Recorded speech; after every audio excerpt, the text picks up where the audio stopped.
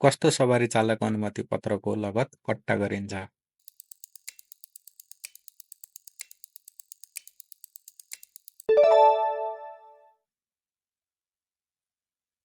सवारी चालक अनुमति पत्रको अनलाइन दरखास्त फारम भरिसकेपछि कहिले बायोमेट्रिकका लागि कार्यालय जानुपर्दछ?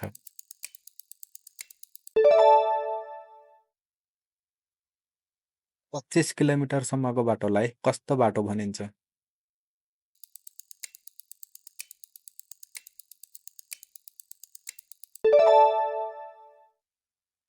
तलकामध्ये कुन सवारीले रुट इजाजत पत्र लिनु पर्दैन?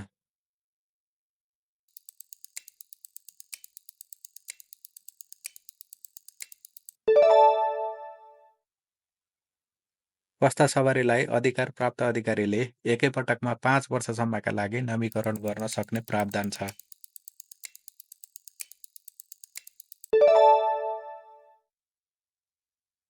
दमकल कस्तो सवारी हो?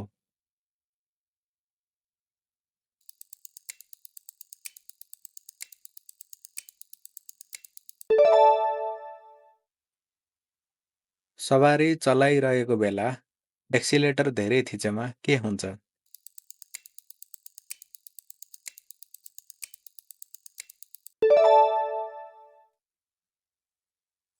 यातायात व्यवस्था कार्यालयहरू कुन निकायको मताहतमा रहेका छन्?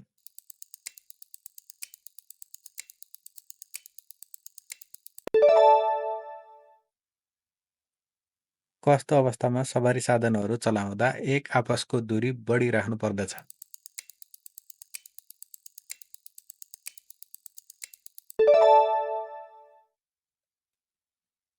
सवारी चलाउँदा के गर्नु हुँदैन?